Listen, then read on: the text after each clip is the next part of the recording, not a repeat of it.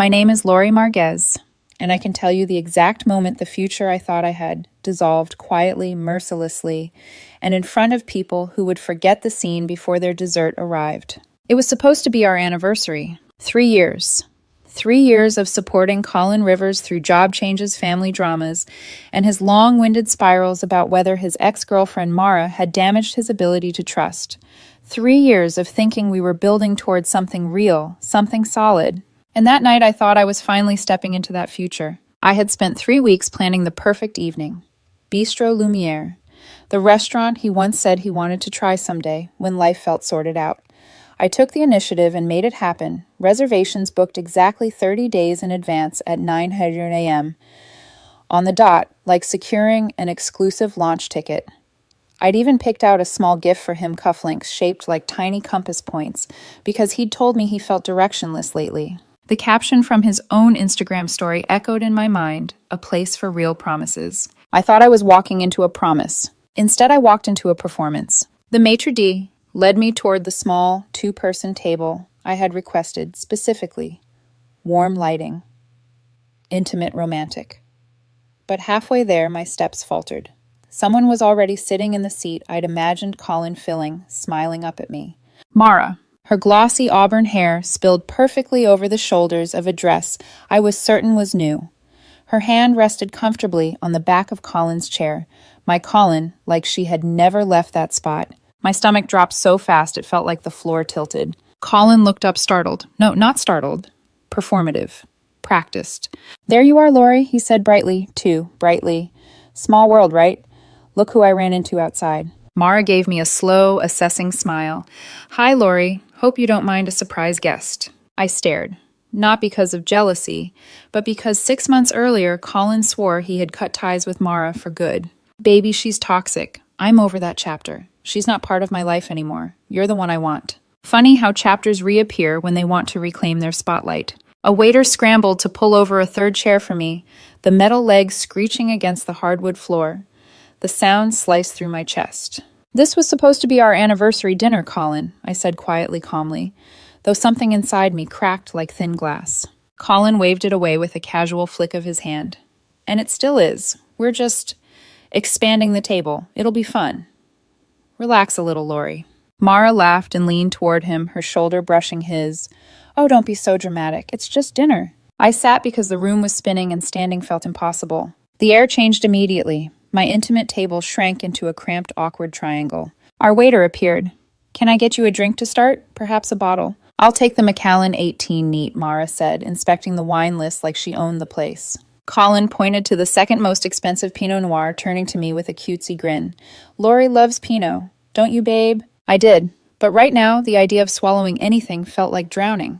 As they chatted, I watched Colin, watched how he leaned into Mara's jokes, watched how he avoided my eyes, watched how he allowed her to narrate the table dynamic while I sat like an unwelcome guest at my own anniversary. This wasn't a coincidence. This wasn't a misunderstanding. This was calculated. Mara swirled her whiskey dramatically. "You know, Colin told me you picked this place. So sweet. I've always wanted to try it." The words hit like stones. Colin had talked to her about my surprise dinner. I could feel something inside me detach quietly, decisively. A cold pane of emotional glass slid between me and the scene unfolding across the table. During a lull, I leaned close to Colin and whispered, "What is this?" His expression hardened. Irritation flickered in his eyes. Then his voice dropped to a dismissive, cutting murmur, reserved only for me. "You don't get to question my choices, Lori, especially about who I see or spend time with. It's unattractive." That word unattractive landed like a slap. My breath left my body in a single steady exhale. Suddenly, everything was crystal clear. The humiliation, the staging, the power play. He wanted control. He wanted obedience. He wanted me to sit there, pay the bill, and swallow the disrespect like a loyal partner. A strange calm washed over me. The kind that doesn't come from forgiveness, but from clarity. I pushed my chair back. The scrape of the legs sounded softer this time because my decision was already made. Colin blinked. "What are you doing?" I ignored him and spoke to the waiter instead. "Could I have the bill for everything ordered so far, please?" Even the waiter seemed startled. "But your entrees haven't—" "Just the drinks and whatever appetizers they already started." "Thank you." Colin's face flushed. Mara's smirk faltered. When the little black leather tray arrived, I didn't check the total. I signed left, a generous tip, and slid my card back into my wallet. Then I looked at him, really looked. "You're right," I said softly, steadily. "I don't. I don't question your choices. I don't fight for someone who disrespects me. I don't stay where I'm unwelcome. I don't allow myself to be humiliated twice." And then I walked out. I didn't wait for him to call after me. I didn't give him the satisfaction of a scene. Outside, the night air hit me like fresh oxygen. My hands shook, but my spine felt straighter than it had in months. In the Uber, my phone buzzed. "Colin, really? You're just going to leave? That's so immature." I stared at the message. I felt nothing. Not anger, not sadness, just release. I blocked his number, then his Instagram, then his Facebook, then everything else. One tap at a time, I closed every door he used to walk into my life. When I finally got home, I sat in the silence of my apartment and realized something I'd been avoiding for years. Colin wasn't the person I loved. He was the person I wanted him to be. And the difference between those two truths was devastating. The silence in my apartment wasn't peaceful, not at first. It pressed against my ears, against my ribs, against the parts of me that still hadn't caught up to the fact that 3 years had ended in a single humiliating hour. I kept replaying the scene like my mind was a projector stuck on loop, the scrape of the third chair being pulled over the clink of Mara's whiskey glass, the way Colin's expression changed when he told me, "You don't get to question my choices." Choices, he said it like I wasn't one of them. For the first 2 days, I walked through my apartment like a misplaced shadow. I didn't cry. I didn't scream. I didn't even pick apart the night the way I normally would, trying to find what I could have done differently. No, there was nothing to find. I had shown up for the man I loved, and he brought his ex-girlfriend to our anniversary dinner because he wanted to prove that he was still the one setting the terms. The grief was there, but it wasn't for him. It was for the version of me who kept believing I could earn someone's loyalty by giving them mine. By day 3, the emotions finally pierced through the numbness. Shame first, then fury, then a hollow, aching loneliness that sat heavy in my chest. Every hour came with a new wave. But there was one rule I carved into my mind, etched with the sharp edge of humiliation and clarity. Do not reach out. Not once, not ever. Reaching out would feed his narrative. Reaching out would make it my fault. Reaching out would say, "Colin, I'm still under your spell. I still need you to validate me." I wasn't giving him that, not after everything. So when the first unknown number texted me, "Unknown, are you seriously still upset? It was just dinner. Stop sulking. We need to talk." My pulse jumped, but not for the reason he thought. I opened the message, read it once, closed it, blocked the number without replying. It felt clean, like tearing a rotting thread out of a wound. A day passed, then, unknown. "Mara's gone. She went back to her city. Can we talk, Lori? This is childish. You're throwing away 3 years over a misunderstanding." A misunderstanding. He had a talent for minimizing anything that made him uncomfortable. I blocked that number too. The next evening, my landline rang. The landline I barely remembered was plugged in. Only telemarketers and elderly relatives used it. I picked up cautiously. "Hello." A pause, then his voice. "Lori, it's me." He sounded tired. Or pretending to be tired, Colin always blurred the line between emotion and strategy. I said nothing. His breathing crackled faintly through the receiver. "Look, I'm calling to say I'm sorry," he said. "Okay, I'm sorry if you got the wrong idea. It wasn't what you thought. Mara was just in a bad place, and I was trying to be there for her. I'm sorry if you got the wrong idea, not I'm sorry I hurt you." He continued before I could speak. "You're being really unfair cutting me off like this. We need to discuss this like adults. Call me back." I hung up without a word. Not a slam, not a dramatic gesture, just the quiet placement of an ending. Then I unplugged the landline, wrapped the cord, and set it in a drawer, a tiny act of reclaiming space. Day 5 brought another text, this time with a new tactic. Unknown. "Lori, please. Just reply. You're making me feel insane." Manipulation disguised as vulnerability. Classic. Blocked. A strange thing began happening. The silence that once felt suffocating slowly started to become grounding. Mine. A blanket I wrapped around myself to heal in private. I went to the gym with my friend Melissa, who didn't know the full story yet. I focused on work, really focused the way people do when they're trying to outrun their own thoughts. I deep cleaned my apartment until the air smelled like lemon cleaner. Every time I found a remnant of him, a jacket he left behind, a ticket stub from a concert, he dragged me to the cologne sample he kept in my bathroom. My hands trembled, but I put the items in a grocery bag and carried it to the storage unit downstairs. Removing them felt like diffusing landmines. Some nights, the grief hit hard like a collapsing wave that dragged me back into the undercurrent. Some mornings, I woke up grateful for the silence, as if it was stitching something inside me back together. Then on day 10, my phone buzzed. Not an unknown number this time. Sabrina, Colin's closest friend. The one who always defended him. The one who once told me, Colin loves deeply Lori. He just struggles showing it sometimes. My first instinct was to ignore her, but curiosity nudged me. What story had Colin told her? What version of events was he selling? I answered, "Hi, Lori." Her voice was soft, almost pleading. "How are you holding up?" "I'm fine," I said evenly. "What can I do for you?" She inhaled sharply. "Look, I'm calling because Colin is a mess right now. Like, really bad. He feels awful about what happened. He told me he tried to apologize and you're shutting him out." I let the words drift in the air. Quiet, neutral, sharp enough. She continued. "He said the dinner was casual, that Mara showing up wasn't planned, that you misunderstood." A bitter laugh almost escaped me. Almost. "Sabrina," I said calmly, "there was no misunderstanding." Silence. Then a slight, startled intake of breath, like she was hearing something she didn't expect. "I planned an anniversary dinner," I said. "He brought his ex-girlfriend. Then he insulted me when I was hurt. That's the reality." Another silence, longer this time. "Oh," she whispered. "Not surprise, recognition." The quiet on the line shifted, something cracking, something realigning. Finally, Sabrina spoke again. Her voice had changed, softened with something like shame. "Lori, can we talk in person? I think there's more you need to know." And just like that, the story opened into a new, dangerous shape. One where Colin wasn't the only one who had been lying. Sabrina chose a small cafe on the east side neutral territory. Bright windows, quiet music, wooden tables that always felt too small for heavy conversations. When I walked in, she was already there, stirring a latte with absent, nervous circles. She looked up when I approached, and for the first time since I'd known her, there was no bright, performative smile, just worry, and something that looked like regret. "Lori," she said softly, standing as if she wasn't sure whether to hug me. She settled for a hesitant nod instead. "Thank you for coming." "Of course," I replied, taking the seat across from her. "You said there was more I needed to know." The words hung between us like a weight. Sabrina hesitated, fingers twisting around the cup. "I feel stupid," she finally said. "I feel used. By him." That stunned me into silence. Sabrina had always been fiercely protective of Colin, almost loyal to a fault. So the shift in tone was startling.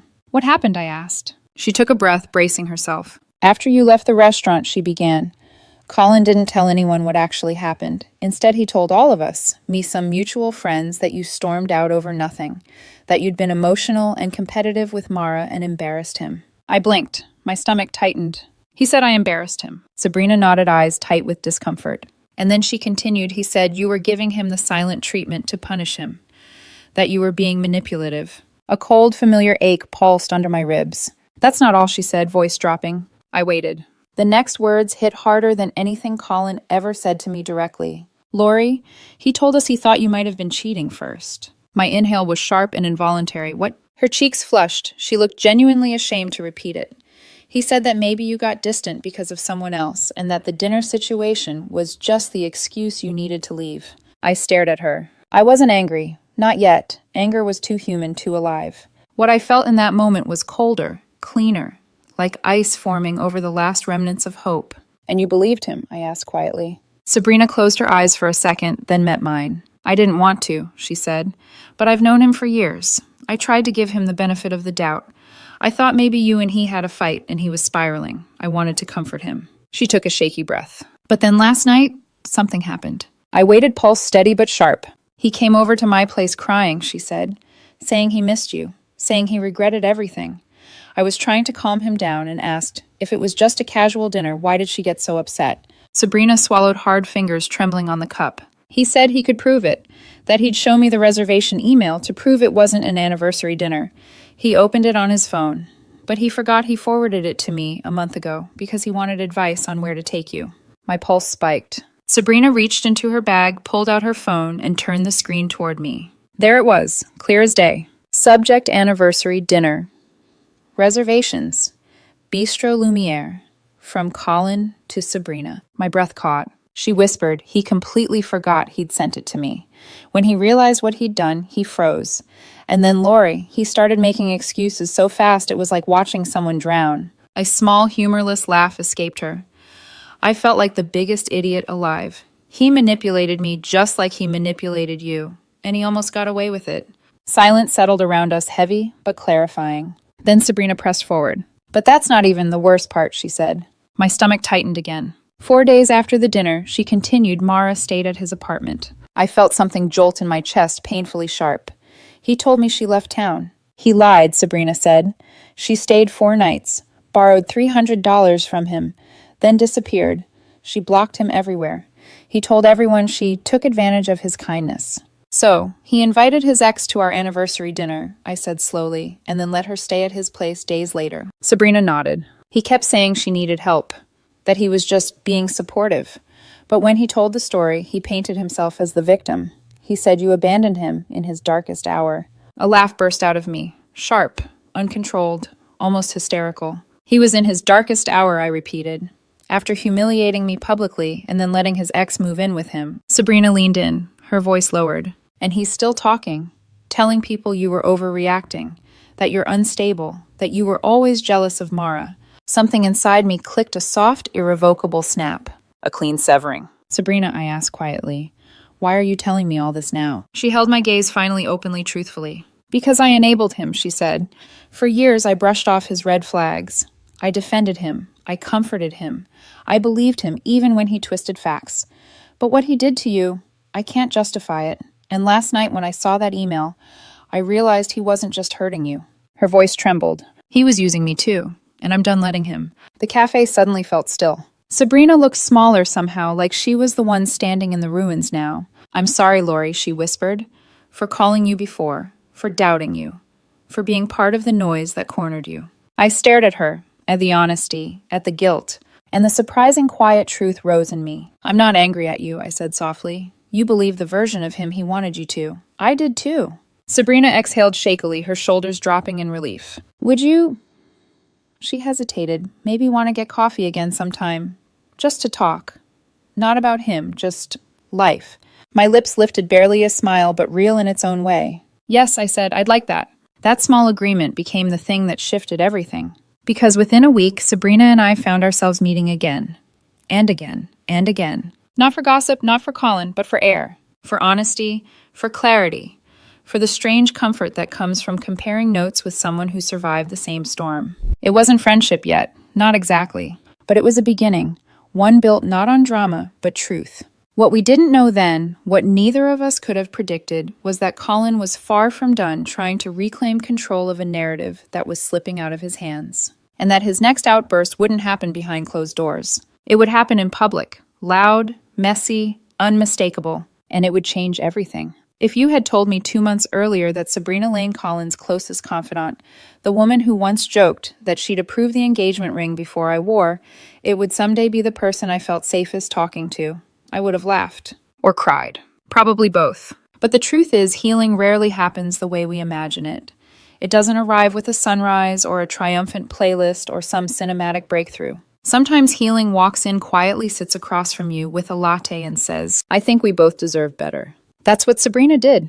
And slowly, carefully, we started building a space where neither of us had to perform anything. Not strength, not forgiveness, not understanding. Just honesty. The week after our cafe confession, Sabrina texted me a meme about Bistro Lumiere's absurdly dramatic menu descriptions. I snorted out loud, really snorted, which startled my cat so badly he fell off the couch. It was the first genuine, unguarded laugh I'd had since the night everything shattered. Later that week, we met for lunch. Not to analyze Colin, not to exchange updates on his implosion. Just to talk. About her job at the architecture firm. About a coworker who microwaved fish every Friday. About the novel I'd been trying to write for over a year but hadn't touched since the breakup. About how exhausting it is to outgrow people you once trusted. She listened. Really listened. And when she spoke, she didn't sugarcoat anything. I thought I knew him, Lori, she said one afternoon as we walked through a park lined with bare winter branches. But I kept giving him the benefit of the doubt because it was easier than admitting that he's been manipulating me too. I nodded. I understood that more deeply than I wanted to. Sometimes the truth isn't a revelation. Sometimes it's a slow, unfurling, peeling back layers of denial you didn't know you were holding. I threw myself into rebuilding my own life. Early gym sessions helped. The ache in my muscles felt productive, something I could control, unlike the sudden emotional spikes that still blindsided me in grocery stores or quiet evenings. Work became another refuge. My boss praised my focus. My coworkers started coming to me for help on complex proposals, something that would have overwhelmed me before but now felt grounding. Every day felt a little more like reclaiming parts of myself that had gone dormant. And through all of it, Sabrina was there. Not constantly, not intensely, just consistently. A text here, a shared article there, a coffee on a Saturday morning, a walk in the afternoon sun. We became companions in a slow, mutual recovery. Two women comparing maps after escaping the same maze. But Colin wasn't disappearing. Not really. Even when he wasn't texting me anymore because every number he used became an immediate block, his presence lingered in subtle, unpleasant ways. A mutual acquaintance would send a screenshot of something absurd he'd posted. He'd reshape the story every time, changing angles like he was auditioning narratives. In one version, I was clingy and dramatic. In another, I had abandonment issues. In the latest, I had sabotaged a good thing because I couldn't handle commitment. It would have been laughable if it weren't so pathetically predictable. The truth was simple. He needed the world to believe I was the unstable one, because the alternative, people seeing him clearly, was something his ego couldn't tolerate. Sabrina saw it too. She stopped attending their friend group gatherings. When questioned, she didn't explain. She just stopped showing up. "It's like he's rotting from the inside out," she told me once, her voice low. "I think he knows he lost control. And I think he's terrified." I didn't want to be part of that story anymore. But life has a way of dragging the unresolved into the light. 3 weeks after the betrayal dinner, Sabrina and I met for dinner at a little Italian place known for its wood-fired pizza. The restaurant was warm, smelled like garlic and basil, and buzzed softly with weeknight conversations. We split a salad. We argued about whether sausage or pepperoni was morally superior. She told me about a disastrous presentation where she said orgasmic finish instead of organic finish. I laughed hard, the kind of laugh that makes your chest feel lighter for a moment. For the first time in a month, I wasn't looking backward. I wasn't comparing myself to Mara. I wasn't wondering what I could have done differently. I wasn't replaying the dinner like a trauma loop. I was here, present, alive in a way I hadn't realized I missed. Then the air shifted. A sudden drop in temperature, a tightening in the atmosphere around our little table. Sabrina's smile froze. Her eyes flicked over my shoulder. That heavy, instinctive dread spread through my body before I even turned. I already knew. I could feel him before I saw him. Colin, standing 5 feet away, staring at us like he'd caught us stealing from him. Beside him was one of his gym friends, looking horrified. Colin's face was pale tight and trembling with something between fury and disbelief. His gaze dropped to the table, to Sabrina's hand near mine, to her half-smile still fading off her lips, to the easy comfort between us. And then, "What the hell is this?" His voice wasn't loud. It was worse. It was sharp, cutting. Clipped with rage he was barely containing. Conversations around us went quiet. Forks paused midair. Sabrina straightened, inhaling carefully. "Colin," she said softly, "What are you doing?" He snapped at her, ignoring me entirely. "You're supposed to be my friend." Her eyes widened not with guilt, but with startled recognition. This wasn't about heartbreak. This was about possession. I slowly turned to face him, completely letting my chair settle back against the floor. For a moment, all I saw was the boyish charm he used to weaponize the wounded innocence he performed so well. But under that thin veneer was something darker. A man unraveling. Sabrina murmured, "Colin, please don't do this here." But he wasn't listening. He was looking at me now, face contorted, voice shaking. "So after everything, after what you put me through, you're going on dates with my best friend." I exhaled, once calm, steady. "This isn't a date," I said softly. "We're having dinner. You're interrupting." The restaurant truly fell silent then, as if the whole place collectively leaned in. Sabrina whispered my name, half warning, half reassurance. But I didn't look away from him. Not anymore, not ever again. This wasn't fear. It was clarity. And as Colin's rage rippled sharper across his face, I realized he didn't just lose me. He lost control of the story. And nothing terrifies a manipulator more. For a moment, it felt like the entire restaurant was holding its breath. Colin stood there, jaw tight, chest heaving, eyes darting between me and Sabrina, like he'd caught us committing a moral crime instead of eating salad and debating pizza toppings. He wasn't embarrassed. He wasn't confused. He was offended. Offended that life had continued without him. Offended that Sabrina, his loyal confidant, was sitting across from me, calm and comfortable. Offended that he no longer had access to my reactions. His voice dropped to a low, trembling whisper that still managed to slice through the room. "You're on a date," he hissed.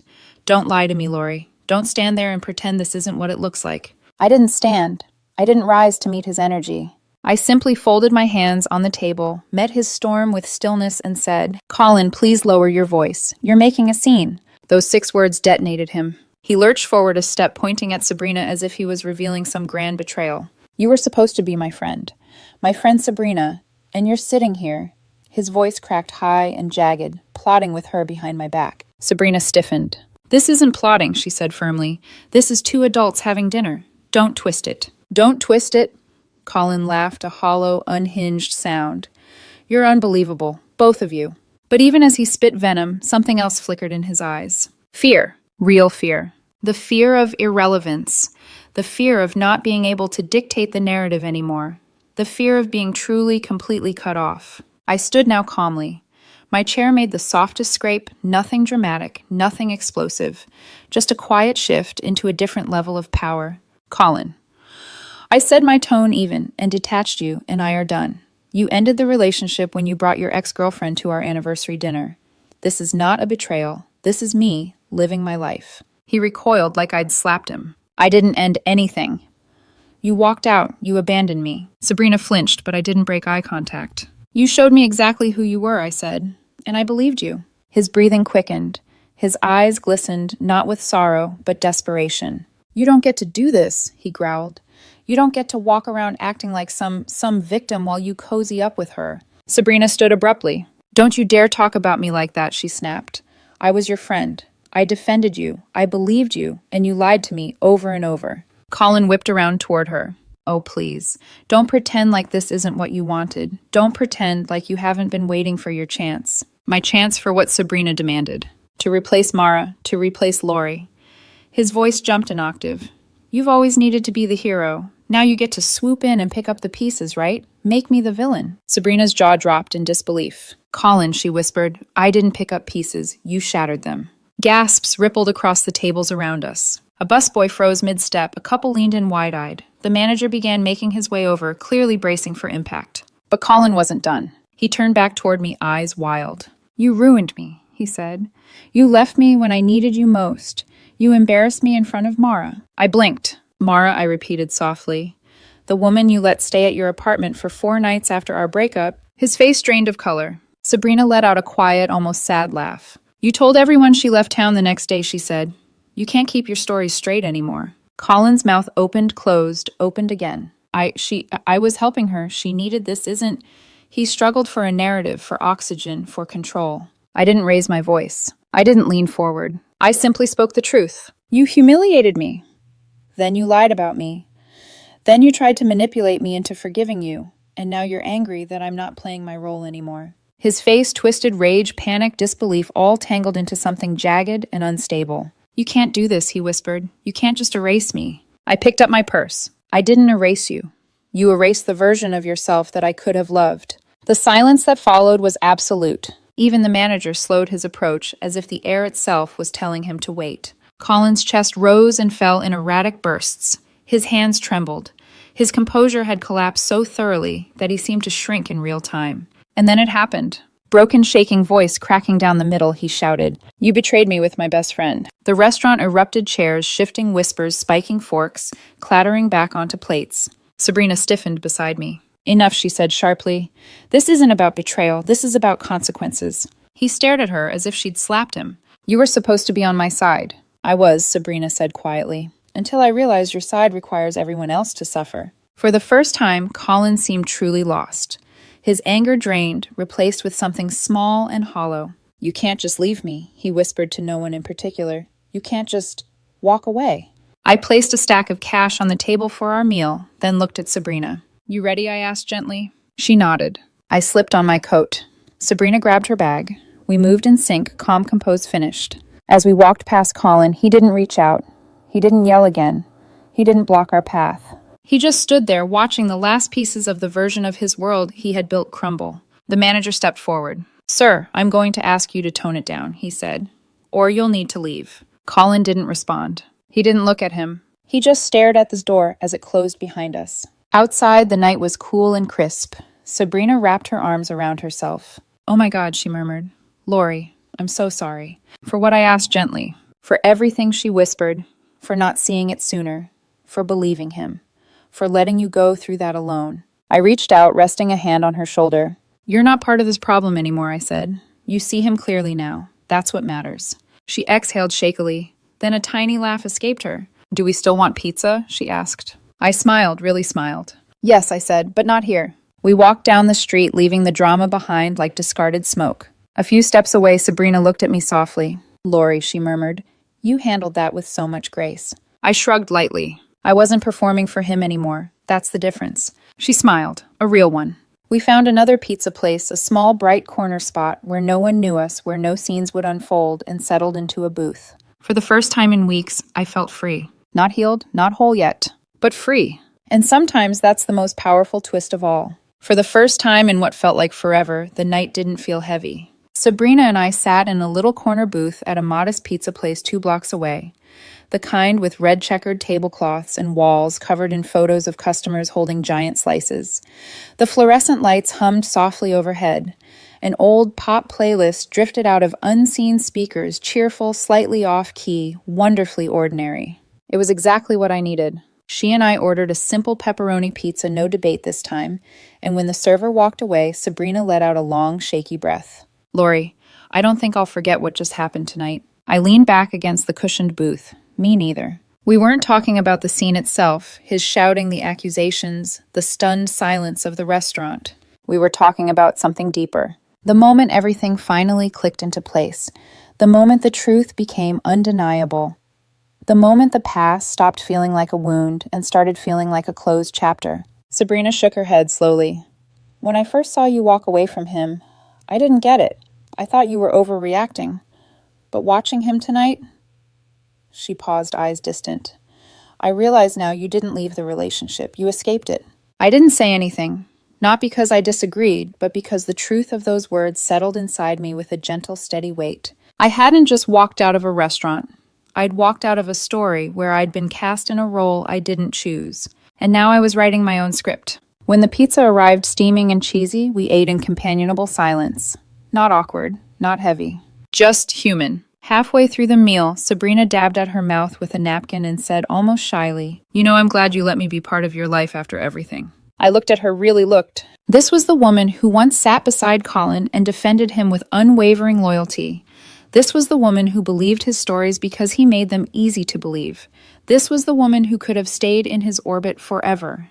But she didn't. She chose truth. She chose accountability. She chose to walk away from someone whose gravity pulled everyone into chaos. And she chose unexpectedly to walk toward me. I'm glad you're still here, I said. You didn't have to be. But you are. Her eyes softened. Maybe because this is the first time in years I feel like myself. I understood that too. Sometimes the people who drain you aren't the ones who scream the loudest. Sometimes they're the ones who gently, gradually convince you that your discomfort is your own fault. Colin had done that to both of us. Different roles, same stage. But we weren't on that stage anymore. We finished our meal, paid, and walked out into the night. The air had cooled further, with a faint breeze rustling the street trees. City lights shimmered across parked cars. Somewhere in the distance, a bus hissed to a stop. We stood on the corner for a moment, neither of us rushing to leave. Sabrina hugged her jacket around her. Do you think he'll try to contact you again? I shook my head, though not out of confidence, out of certainty of who he was. He might, I said, but it doesn't matter. She nodded slowly. You're really done. I was done the moment he brought Mara to that dinner, I said. Everything after that was just me realizing it. There was a quiet pause, not sad, reflective. Then Sabrina took a small step closer. I promise you something, she said. If he comes after you with any more stories or lies, I'll tell the truth. Every time. I won't let him rewrite this. A warm, subtle gratitude pulsed in my chest. Thank you, I said softly. But honestly, I'm not worried about him anymore. She tilted her head. No. I smiled, not triumphantly, not bitterly. Peacefully. People like him burn through their own bridges, I said. I'm just the first one who walked away before the flames reached me. Sabrina breathed out a quiet laugh. God, that's poetic. You should put that in your book. I laughed too. A soft surprise sound. I hadn't mentioned my half-written novel in months, not since the breakup drained me of the part of myself that used to dream. But tonight something shifted. A spark, small but undeniably alive. "Maybe I will," I said. We exchanged one more look and unspoken acknowledgement that somehow, through the wreckage of Colin's collapse, something resilient had formed. A friendship built not on shared loyalties, but shared clarity. And then we parted ways on the sidewalk. She walked toward the metro station. I turned toward my apartment. Each step felt lighter. Not because I'd found a new love story, not because everything was magically fixed, but because I'd finally stopped carrying the weight of something that was never mine to hold. When I got home, I set my purse down, clicked on a lamp, and stood for a moment in the quiet. The same quiet that once suffocated me. But now, it felt like a blank page, a beginning. I opened my laptop, found the document labeled Untitled Novel, buried under months of dust, clicked it open. The cursor blinked on the empty page, patient, steady waiting. I sat, I breathed, and I began to type. Sometimes the most shocking twist in a story isn't a betrayal, or revenge, or a public meltdown in an Italian restaurant. Sometimes the twist is simply this.